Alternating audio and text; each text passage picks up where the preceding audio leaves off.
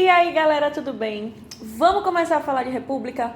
Hoje a gente vai entender como que aconteceu o processo de proclamação da República aqui no Brasil e alguns pontos da Primeira República que a gente chama também de República da Espada e República Oligárquica. São dois processos que vão se juntar e que vão se organizar meio que em um só. Por quê? A gente vai ter a República da Espada nos primeiros anos do nosso processo republicano e até o ano de 1929, em 1930 a gente já tem outra lógica de governo, a gente vai passar a entender o processo de construção das oligarquias brasileiras. Tranquilo? Então, vamos embora entender essa parte.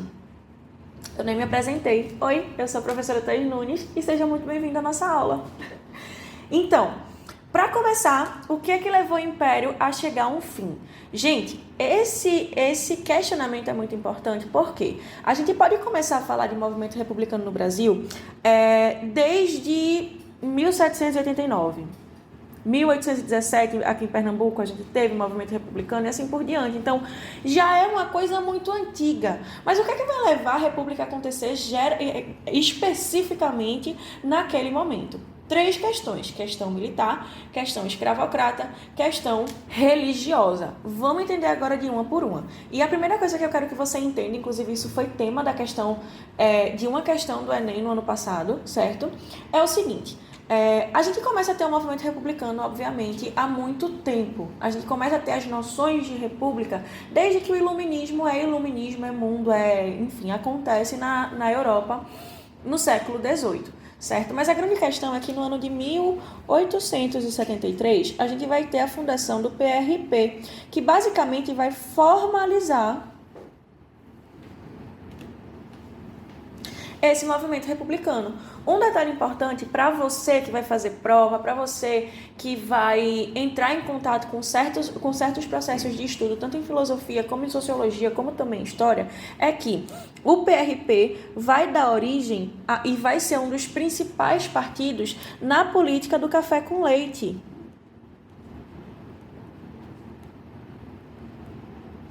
Tranquilo? A gente vai ter essa política do café com leite começando a organizar certos pontos do nosso processo de construção social e de construção política, onde a gente vai ter o PRP, Partido Republicano Paulista, e o PRM, Partido Republicano Mineiro. Mas até a gente chegar aí, tem muita coisa para a gente entender, tem muita coisa para a gente falar, mas ainda hoje a gente vai falar sobre tudo isso. Tranquilo? O que é que vai levar ao fim do segundo reinado? Então, já era uma coisa que já era questionado, porém, Dom Pedro II ele era muito aceito pela população.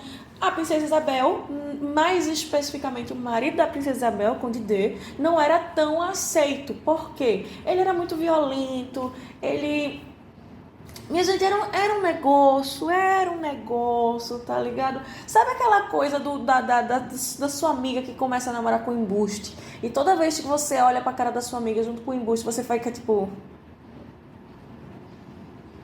Oh, meu Deus. E aí seu grupo de amizades começa a organizar rolês, evitando que outras pessoas, fora o grupo de amizades em si, entrem no rolê, ou seja, os cônjuges e etc. Enfim, a gente tem muitas questões e a relação de Conde D com o povo brasileiro era basicamente essa. Então, muitas vezes a intenção era esperar Dom Pedro II falecer para, de fato, começarmos o nosso processo de construção republicana, sendo que a gente teve a Lei Áurea, em 1888, que vai acelerar certas coisas. Então, vamos entender as outras questões.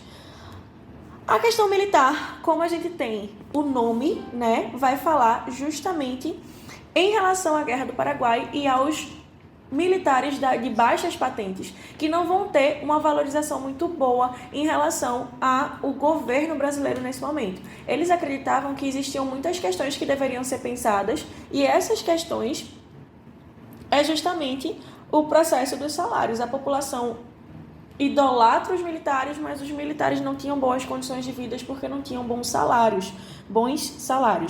Principalmente as baixas patentes. A gente também vai ter uma associação da causa militar com a causa abolicionista, porque durante o processo da Guerra do Paraguai, que aconteceu no final do século XIX, a gente vai ter um ponto importante para levarmos em consideração, que é a promessa a muitos escravizados da abolição da escravidão. Quando a gente tem todo esse processo e quando a gente tem todas essas questões, a gente vai sim questionar tudo que está envolvido. Obviamente, as altas patentes, como por exemplo a própria pessoa do Marechal Deodoro da Fonseca, não vai ser uma coisa muito fácil de você conseguir convencer, até porque Deodoro da Fonseca era amigo pessoal de Dom Pedro II. Então, ele foi muito relutante no processo de proclamação da República, mas acabou que, no final das contas, ele não só participou da proclamação da República, como ele foi o primeiro presidente e ele esteve à frente. Foi ele que proclamou a República. Tranquilo? Então, a gente tem essas questões. Sim, no Brasil, um monarquista que proclama a nossa República. Tranquilo? Na questão escravista, nós temos a Lei Áurea, que é promulgada no Brasil em 1888, com a assinatura da Princesa Isabel,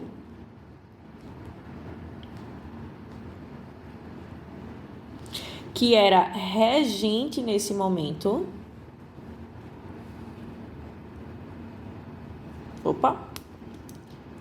Era regente, certo?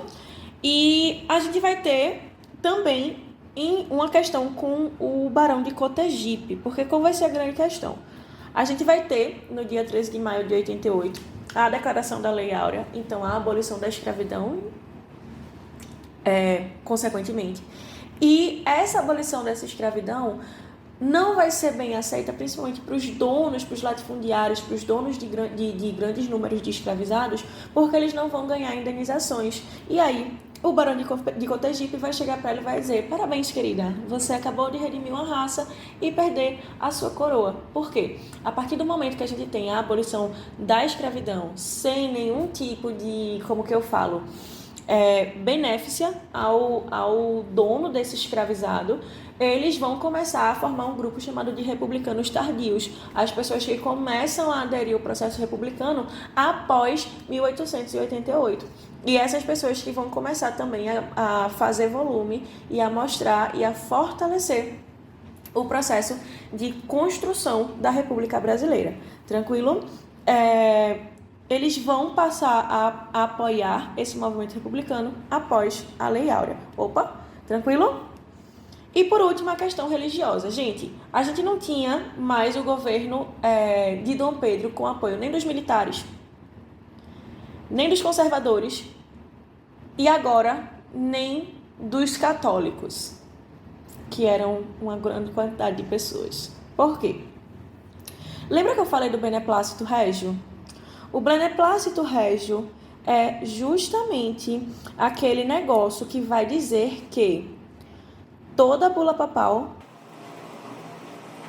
passa pelo aval do rei. E essa bula proibia integrantes da maçonaria de serem parte da Igreja Católica. Qual é a questão? Dom Pedro era maçom e católico.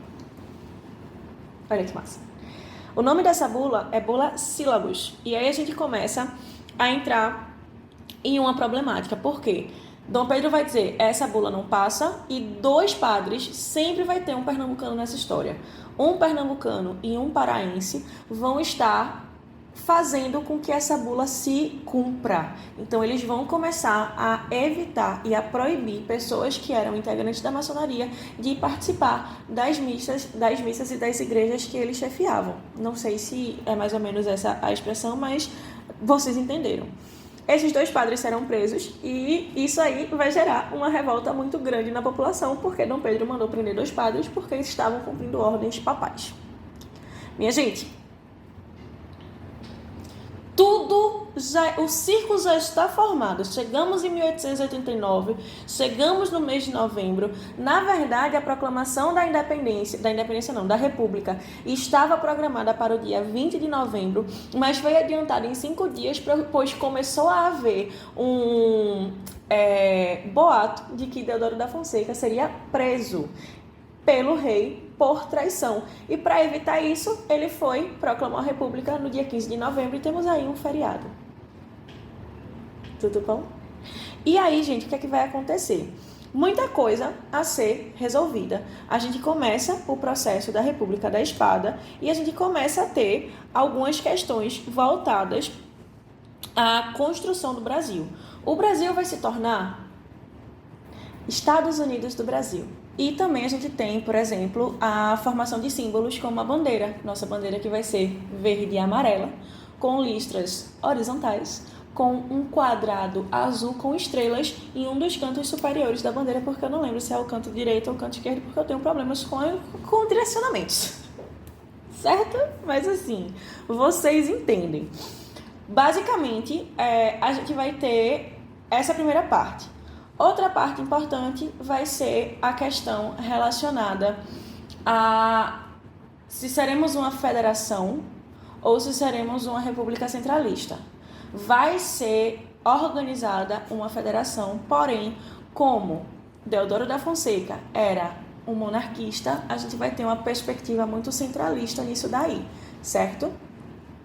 Além disso, a gente vai ter alguns grupos republicanos, os republicanos positivistas, os republicanos exaltados, radicais, certo? E nisso daí a gente vai começar a ter alguns pensamentos conflitantes. Teremos a nossa primeira Constituição republicana no ano de 1891 e nessa primeira Constituição a gente vai ter junto a ela algumas eleições indiretas que irão eleger Deodoro da Fonseca como primeiro presidente, mas ele vai renunciar à presidência após a primeira revolta da Armada. A Armada era a Marinha, tranquilo, gente?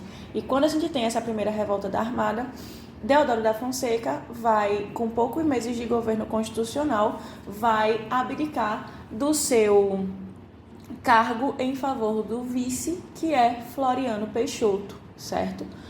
Floriano Peixoto, ele foi um militar também, Marechal Floriano Peixoto. Ele era extremamente positivista e ele também esteve envolvido no processo de proclamação da República. O segundo presidente do Brasil também é militar. Por isso que essa primeira fase chama-se República da Espada, tranquilo? Floriano vai passar por algumas questões, vai passar também por uma revolta da Armada, mas ele vai ser conhecido como Marechal de Punho de Ferro justamente porque ele vai concluir o seu governo. A República da Espada acaba ao fim do governo de Floriano Peixoto. E aí a gente começa a pensar alguns pontos também, certo? Quando a gente pensa essa República da Espada, a gente vai pensar algumas diferenças, tranquilo? Deodoro da Fonseca vai ter um governo de cunho provisório nesse primeiro momento. Teremos uma Assembleia Constituinte, pensaremos o direito ao voto, mais uma vez, um voto que vai ser altamente excludente, certo? Federalismo, ele vai ser eleito por eleição indireta, como eu falei para vocês. Ele vai fechar o Congresso e nesse processo de fechamento do Congresso teremos a revolta da Armada, a primeira revolta da Armada, em 1891. Junto a isso, a gente tem Deodoro renunciando, isso que eu falei para vocês, só que agora escritinho. Floriano assume, teremos a revolta federalista, onde as pessoas irão exigir que o federalismo se cumpra, já que a gente estava tendo um processo meio centralista, a gente vai até ter um congresso sendo fechado, né? E ele vai ficar conhecido como o Marechal de Ferro, porque ele vai passar pela segunda revolta da Armada e pela Revolução Federalista e vai se manter no governo até o seu fim, no ano de 1894. Começando aí o que a gente chama de república oligárquica. Então, a gente tem que entender, nesse caso, a formação das oligarquias, as primeiras contestações e o processo econômico. E dentro do processo econômico, a gente fala sobre a crise do encilhamento. Gente, encilhamento, por quê? Foi meio que uma aposta. A palavra encilhamento está relacionada a apostas de cavalos. E o cavalo encilhado é o cavalo que está justamente na portinha para dar partida e começar a correr. Tranquilo? O que é que vai acontecer? Nesse momento, o ministro da Economia, ou o ministro da Fazenda, se você preferir, no final das contas é a mesma pessoa, Rui Barbosa, vai querer incentivar o... Porque é engraçado, cara, porque assim, é um cara que entende de economia, sabe? Ele não deveria ter feito isso, sabe?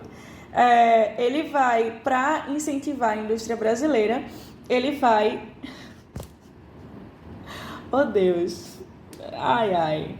Ele vai ordenar que seja impresso mais papel moeda.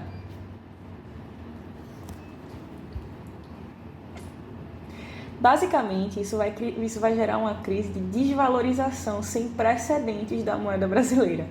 Várias indústrias irão quebrar, a gente vai ter um aumento estrondoso e escandaloso do processo de desemprego. O café, que era o que sustentava o Brasil na época, também vai passar por uma crise muito séria, porque está tudo desvalorizado, a moeda do Brasil está desvalorizada e é isso aí. E a gente vai ter uma crise inflacionária, porque tudo vai ficar muito caro, porque a nossa moeda não tem valor praticamente. Minha gente, eu fico questionando essas coisas que acontecem, sabe? Porque, assim, não foi qualquer pessoa que fez isso. Não foi uma pessoa desentendida de economia que mandou fazer isso, sabe? Foi uma pessoa que... Foi o ministro da economia, cara. Foi ele que mandou fazer. Tudo bem. Sendo assim, a gente tem o fim da década de 1890, certo? Começa a chegar no fim da década de 1890 e a gente vai ter a eleição do primeiro presidente civil, acabando com a República da Espada, iniciando o processo de república oligárquica. Tranquilo? Assim como apoiou a ascensão do militar Floriano Peixoto ao poder, a oligarquia paulista garantiu a eleição do primeiro presidente civil do Brasil. Certo? E nessa construção das oligarquias, a oligarquia paulista, que estava em alta nesse processo, vai começar a se revezar com a oligarquia mineira e cada um deles vai indicar um presidente. Gente, não necessariamente o presidente paulista é um presidente que nasceu, viveu e morou em São Paulo. Pode ser uma pessoa do Rio Grande do Sul, pode ser uma pessoa do Rio Grande do Norte, pode ser uma pessoa do Mato Grosso, de qualquer lugar. Só que ele era indicado pela oligarquia paulista. A mesma coisa vai acontecer com o presidente mineiro. E a gente chama de café com leite porque São Paulo é justamente o maior polo de produção cafeira no Brasil no momento e Minas Gerais o maior polo de produção de leite no momento. Tanto que a gente tem queijos mineiros, doce de leite mineiro, muitas coisas mineiras assim que tem... que são derivados de laticínios, que são extremamente famosos porque é um dos maiores produtores de leite do Brasil. E aí a gente chega justamente nesse ponto. A política do café com leite é federal. A política dos governadores é estadual. O coronelismo é municipal. E todas essas esferas governamentais vão trabalhar em prol de uma mesma situação, que vai ser o mantimento das oligarquias. Tranquilo? Ponto importante, foi a partir do governo de Campos Salles, que o sucessor de Prudente de Moraes, que a gente configurou a chamada política dos governadores. Ou seja, os dois primeiros presidentes do processo da República Oligárquica Brasileira. A gente vai ter vários movimentos de contestação. Inclusive em relação à República, porque a República vai institucionalizar a laicidade no Brasil. Tranquilo? Alguns desses movimentos vão ser relacionados ao conceito de messianismo, que é quando você tem um cunho religioso muito forte nesse processo, como a gente tem, por exemplo, o Contestado e a Guerra de Canudos, e o banditismo social, cujo maior símbolo do banditismo social é um cara chamado Lampião. E isso é um conceito do historiador Eric Hobsbawm, e ele vai usar algumas imagens para justamente fomentar esse conceito, uma da literatura, outras imagens que estão relacionadas aos processos históricos, e uma dessas imagens vai ser o Lampião, que vai meio que fazer um trabalho, vai ser uma coisa meio fora da lei. A gente tem uma dualidade muito grande em relação ao cangaço, se ele é herói, se ele é bandido, sabe? E ao mesmo tempo ele vai ter pessoas que vão endeusar Lampião e pessoas que vão questionar e vão falar muito mal dele, vão dizer que não deveria ter acontecido nada do que aconteceu, porque o cangaço era um bando de bandido. Por isso que o nome é banditismo social. Tranquilo? Dentro da noção do messianismo, a gente tem a ascensão da imagem de Antônio Vicente de Moraes Maciel, o Antônio Conselheiro. Antônio Conselheiro, que é justamente do Arraial de Canudos, né? O Arraial de Belo Monte, que ele vai chamar. E aí, o que é que vai acontecer? Ele vai passar por vários lugares, ele vai passar por várias partes do Brasil, e nessas várias partes do Brasil, ele vai justamente conseguir ganhar um grande número de adeptos, um grande número de pessoas que são a favor do pensamento dele, e nesse meio tempo, ele vai chegar na região de Canudos e vai construir o Arraial. Gente, ninguém era a favor do Arraial de Canudos. Porque era uma população extremamente grande, que não pagava impostos à União e que, consequentemente, também vai começar a ser combatida pelo governo, certo? Canudos é religioso, mas nem, para vocês terem noção, nem a igreja é a favor de Canudos. Eles vão construir uma igreja e etc., mas nem a igreja católica é a favor de Canudos. E quais são os fatores que mais vão incomodar? O prestígio do Arraial e a popularidade de Antônio Conselheiro. Cada vez mais pessoas estavam chegando a Canudos. Críticas severas à República por parte de Antônio Conselheiro, justamente porque a República era laica. A falta de concordância entre o que Conselheiro pregava e o que a República queria. E a separação entre igreja e Estado, a instituição do casamento civil, tudo isso vai ser questionado por Antônio Conselheiro, certo?